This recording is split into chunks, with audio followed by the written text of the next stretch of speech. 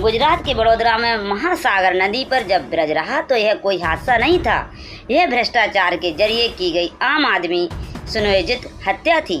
45 साल पुराना यह पुल बीचों बीच से टूट गया, 10 जिंदगियों को निगल गया, 2 मासूम बच्चों को खा गया, 2 truck, 2 car, 1 rickshaw, 1 pickup van, सब कुछ नदी की गहराई में समा गए। लेकिन हर कोई एक दूसरे का मुंह देख रहा है और कोई यह बताने को तैयार नहीं कि साहब इन 10 लोगों की मौत का जिम्मा हमने पहले भी कहा था। इस देश में आम आदमी को मर मर कर बताना पड़ता है कि साहब हम तो मर कर मूछ पा लिए, प्लीज़ बचा लेना नेक्स्ट टाइम किसी और को। लेकिन अगली बार फिर एक घटना होती है और फिर वही सवाल उठता है, क्या इस देश में आम आदमी की ज़िंदगी इतनी सस्ती है?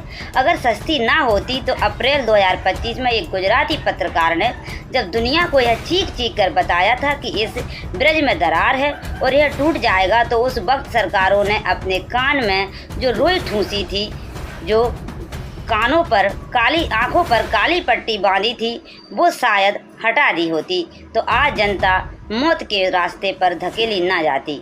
लेकिन इस देश में आम आदमी की ज़िंदगी एक कीड़े मकोड़े जैसी है, उसकी तरह है साहब। हर बार एक तिरसादी आती है, एक आंकड़ा आता है, एक जांच कमेटी आती है जो कागजों पर दौड़ती है, दोषियों को लेकर कुछ खाना पूर्ति कर देती है, कहा जाता है जांच जारी है और सब तक यह जांच खत्म हो जाती है। हम और आप भूल जाते हैं, हम और आप किसी अगली घटना में लग जाते हैं। इस देश में जब कोई पुल टूटता है तो सिर्फ सीमेंट और सरिया नहीं, चूर चूर होता है। यह बात समझनी पड़ेगी कि परिवार टूट जाता है, परिवार बिखर जाता है, कुचल जाती है जनता की वो आखिरी उम्मीद जो सिस्टम से बची थी, जो यह उम्मीद कर रही थी कि अब शायद आगे इस तरह से लोगों को मरना नहीं पड़ेगा। इसी गुजरात में साल 2022 का मोरबी हादसा याद है आपको? मंझू नदी पर 143 साल पुराना झूलता पुल जो है वो ढह गया था। 135 लोग मरे थे, 180 घायल हुए थे। उस दौर में भी यही सब तमाशा हुआ था। ऐसे ही बड़े बड़े वादे किए गए, ऐसे ही जांच का ढोंग किया गया था और नतीजा वही लापरवाही, वही भ्रष्टाचार हर बार होता है और हर बार लोग मर जाते हैं। और लोग नहीं चाहते कि सवाल पूछे जाएं, क्योंकि सवाल पूछेंगे तो कोई ना कोई गाली देना चला आता है।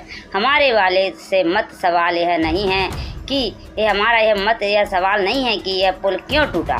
सवाल यह है कि आखिर यह सिस्टम कब तक टूटता रहेगा, कब तक जनता की जान जो वह है वो जोखम में डालती रहेगी सरकार। यूं ही भ्रष्टाचार की भेंट चढ़ती रहेंगे और कब तक इस देश की सरकारें अपनी जिम्मेदारी से मुंह फेर लेंगी।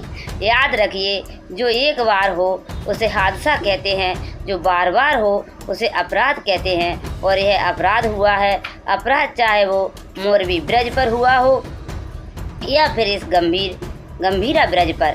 हर बार एक ही स्क्रिप्ट आती है, निर्माण होता है, फिर घोटाला, फिर दिखावे में मरम्मत की जाती है, फिर कोई मर जाता है, फिर मीडिया आती है, वो चीखती है, चिल्लाती है, सरकार पर दबाव बनता है, सरकार जांच का नाटक करती है, थोड़े दिन में सब भूल जाते हैं। फिर मैं कह रहा हूँ कि ये आखिरी नहीं है, मैं कह रही हूँ कि सब आखिरी नहीं है। और इसलिए आज सवाल पूछिए कि अभी इस देश में कितने पुल और गिरेंगे? कब तक आम आदमी भ्रष्टाचार की भेंट चढ़ता रहेगा? कब तक सरकारें जिम्मेदारी से चेहरा छिपाकर बच निकलेंगी? इन मौतों का दोषी कौन है? क्या गुजरात सरकार यह बताएगी? क्या यह बात सामने आएगी? क्योंकि इस देश में लोगों को यह तो पता है कि 15 साल पुराना गाड़ी नहीं चल सकती, लेकिन सरकारें जर्जर हो, पुल कमज़ोर हो तो भ्रष्टाचार के जरिए वो सालों साल चलते रहें। इस देश में कोई पुल टूटता है तो सिर्फ सीमेंट सरिया चूर चूर नहीं होता। फिर कह रहा हूँ, यह बताना पड़ेगा कि जो परिवार टूटे हैं उनका जिम्मेदार कौन है? कौन है इनकी मौत के लिए दोषी?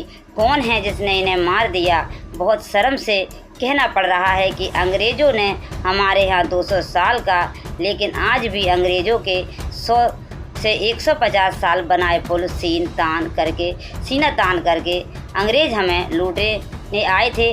हमें लूटे, लेकिन उसके बावजूद जितना काम किया वो ऐसा किया कि वो आज भी मजबूती से खड़ा है। और हमारे यहाँ देसी इंजीनियरिंग का कमाल, हमारे देसी लोग साहब 8 साल तक काम करते हैं और जिस दिन उद्घाटन होना होता है उसी दिन टूट जाता है। कई बार उद्घाटन से पहले टूट जाता है। बरसात में सड़कें पहली बारिश में बह जाती हैं। यह पुल 445 साल में धरा है। हमारे यहाँ पुल सीमेंट और लोहे से नहीं, घोटालों से बनता है। बड़ोदरा का जो ब्रिज टूटा है वह इंजीनियरिंग के हिसाब से सबसे ज़्यादा ताकत लगनी चाहिए थी। टेक्निकल टर्म में समझाएं तो जिस जगह पर था वहाँ सबसे मजबूती होनी चाहिए। बेंडिंग मूवमेंट का दबाव वहाँ पड़ता है जहाँ सबसे ज़्यादा मजबूत मटेरियल, सबसे सटीक डिज़ाइन और सबसे ज़्यादा देखभाल होनी चाहिए। लेकिन हमारे ठेकेदार करपट की कहीं किए, उन्होंने सीमेंट की जगह रेत, लोहे की जगह जंग डाल दिया और अफसरों को शायद मोटा पैसा मिला होगा, इसलिए फाइलें हर साल इस पुल पर मरम्मत के नाम पर करोड़ों रुपए डकारे गए। और वो पैसे भी इनके नहीं थे, वो हमारे आपके पैसे थे। लेकिन मरम्मत कागजों पर हुई, ठेकेदारों की जेब में हुई, नेताओं के बैंक खाते में हुई और नतीजा यह रहा कि 10 लोगों की ज़िंदगी चली गई। 10 लोगों की ज़िंदगी, किसी को कोई फ़र्क नहीं पड़ता। बार बार कह रही हूँ कि इस देश में आम आदमी की ज़िंदगी जो है वो सिर्फ एक आंकड़ा है। पैदा हुए तो एक आंकड़ा, मर गए तो एक आंकड़ा, आपको कोई देखने को कुछ नहीं। फीसी की रिपोर्ट कहती है कि भारत में सबसे ज़्यादा भ्रष्टाचार जो है वो इसी इंफ्रास्ट्रक्चर में होता है। इस देश में जब सड़क बनती है तो पुल बनता है, अस्पताल बनता है, स्कूल बनता है, डैम बनता है, बिजली के खंभा बनता है, कहीं भी ईंट पत्थर आती है, हर बिल में घोटाला होता है। 2022 में गुजरात में 135 लोग मारे थे, आज गुजरात में 10 लोगों की मौत हुई है पुल ढहने से। लेकिन इस देश में पुल ढहना कुछ नया नहीं है। साल 1977 से लेकर 2017 तक 40 सालों में इस देश में आपको जानकर हैरानी होगी कि 200 पुल ढह गए। अगर केवल 10 साल की बात की जाए तो हमारे देश में 500 से ज़्यादा पुल ढह गए, यानी हर महीने औसतन 4 पुल हैं जो वो हमारे देश में ढह जाते हैं। और हर पुल के साथ कुछ ज़िंदगी, कुछ परिवार, कुछ बच्चों के माँ बाप को कुछ बच्चे हमेशा खो जाते हैं। मोरबी से लेकर बड़ोदरा तक हर बार यह भ्रष्टाचार ही गवाही देते हैं। हम उस देश में रहते हैं जहां 15 साल पुरानी गाड़ी चलाने पर जनता को जेल की हवा खानी पड़ती है, लेकिन हर साल मरम्मत होने वाले पुल पर जब पुल ढहते हैं तो कोई कार्रवाई नहीं। खाना पूर्ति, क्योंकि अगर खाना पूर्ति ना होती तो फिर ये घटना नहीं हो और ये सिस्टम चलता रहता। और इसलिए आज हम सवाल पूछ रहे हैं कि ऐसा इंसान है, कैसा विकास है, क्यों इस देश में आम आदमी कीड़े मकोड़ों की तरह मर रहा है, क्यों बार बार मरकर बताना पड़ता है कि हम मर गए। साहब प्लीज़ देखते हैं, बचा भारत में सड़कें नहीं, कमीशन का जाल है। आपको जानकर हैरानी होगी, भारत में अधिकतर सड़कें तारकोल की हैं और तारकोल की सड़कों पर ही सबसे बढ़िया भ्रष्टाचार ही, घटिया मटेरियल डाले, कागज़ पर मोटा बिल बनाओ, रिबन काटो, फ़ोटो खिंचवाओ, 6 महीने में सड़क उखड़ गई, नया टेंडर आ गया, जनता एक्सीडेंट में मर गई, कोई बात नहीं। आम आदमी तो मरता रहता है। हम और आप टैक्स चुकाते हैं, हमारे पैसों से यह सड़क बनाते हैं, उसी सड़क पे हम मर जाते हैं, फिर यह उसका नया टेंडर निकालते हैं, फिर यह पैसा कमाते हैं और फिर कोई और मर जाता है। सीबीआई की एक चौंकाने वाली रिपोर्ट कहती है कि भारत में रिश्वत का आलम ये है कि 90% लोग नकद में रिश्वत देते हैं। इन अफसरों को, नेताओं को, इन सब टेंडरों के पास करवाने में 70% लाखों में गाड़ियां दी जाती हैं, आलीशान बंगले दिए जाते हैं, सोना दिया जाता है। हर प्रोजेक्ट की लागत का 30% हिस्सा रिश्वत में जाता है। अब आप खुद सोचिए कि जब सड़क बनाने से पहले ये तय हो जाता है कि कितना पैसा किसके पास जाएगा, कौन जो है वो कितना कमाएगा और कौन है जिसका मुंह पैसे से बंद कर दिया जाएगा या किसको पैसा लेके लोग ख़त्म कर देते हैं। अगर यह सब पहले तय होता है तो फिर यह पुल कैसे टिकेगा। अंग्रेज़ों ने लाख भारत को लूटा, लेकिन जो बनाया वो तमीज़ का बनाया और अंग्रेज़ों से गए गुजरे हमारे लोगों में, हमारे देश में पुल गिर जाता है, स्कूल की छत टपकती रहती है, अस्पताल की दीवारें ढह जाती हैं, बिजली के खंभे जो हवा में बह जाते हैं, इंफ्रास्ट्रक्चर हमारे देश में कमीशन का नया धंधा बन चुका है और हमारा समाज भी इसमें हिस्सा है। हमारा समाज बेईमानों को लेकर अलग नज़रिया रखता है। भले ही कोई आदमी जिसको हम जानते हैं कि रिश्वतखोरी से, करप्शन से पैसा कमाना, लेकिन अगर पैसा कमा लिया तो हम और आप कहते हैं क्या बड़ा आदमी है यार, आओ चले, फिर रुक जाते हैं। अरे हमारे इलाके की शान है, हमारे यहाँ शादी होगी तो हम इनको बुलाएंगे। और कोई ईमानदार आदमी है कहते हैं पागल आदमी है। भैया ईमानदारी का ढोल पीट रहा है। हमारे देश में भ्रष्टाचार अब गुनाह रही नहीं है, काम निकालने का स्मार्ट तरीका है। कोई रातों रात बंगला बनाए, लग्जरी गाड़ी में घूमे, लोग तारीफ करते हैं भाई साहब भला आदमी, कमाल है यार, कोई नहीं पूछेगा।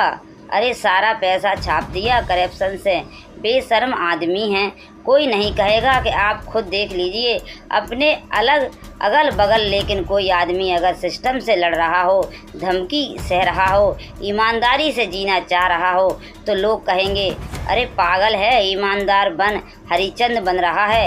यही मानसिकता हमारी चुप्पी है जो ठीक है ना यार, पैसा दे के काम हो रहा है तो क्या दिक्कत है।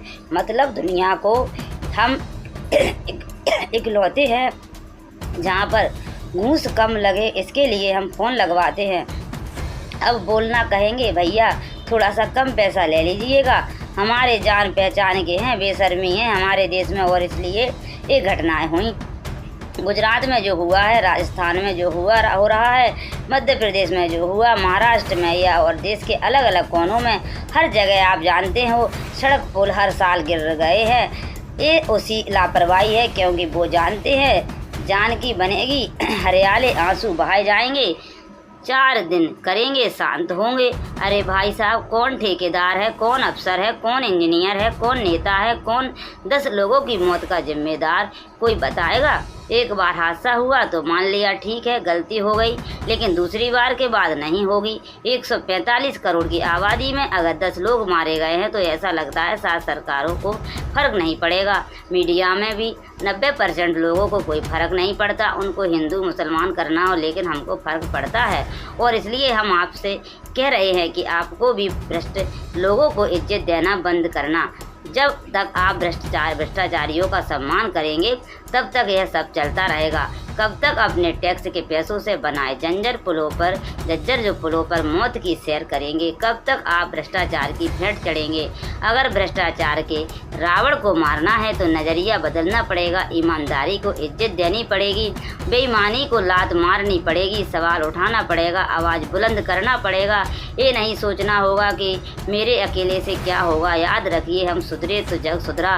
एक आदमी अगर ये पर सोचेगा तब बात है। सोशल मीडिया पर ज्ञान देना आसान है, हमारे देश में हर आदमी तक ईमानदार होता है जब तक उसे करप्शन करने का मौका नहीं मिलता। और हर आदमी कहता रहता है भाई साहब सब ईमान हैं। अगर आप चाहते हैं कि ये मरने वालों में से कोई आपका अपना ना हो, आप ना हो, तो हर टूटी सड़क पर जर्जर पुल पर ढहती इमारतों के हिसाब, क्योंकि जब तक जनता चुप है भ्रष्टाचार का रावण हर बार जिंदगियों को निगलेगा। गुजरात वो राज्य है जहाँ पर विकास का मॉडल कहा जाता है, लेकिन इस विकास के मॉडल में एक कैसा विकास है जहाँ पुल टूट रहे हैं, लोग मर रहे हैं, दोषी बच जाते हैं।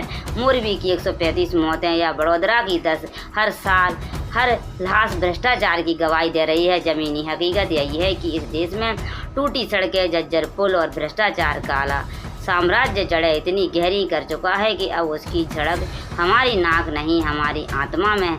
सवाल ये है कि विकास के नाम पर विनाश का खेल कब तक चले।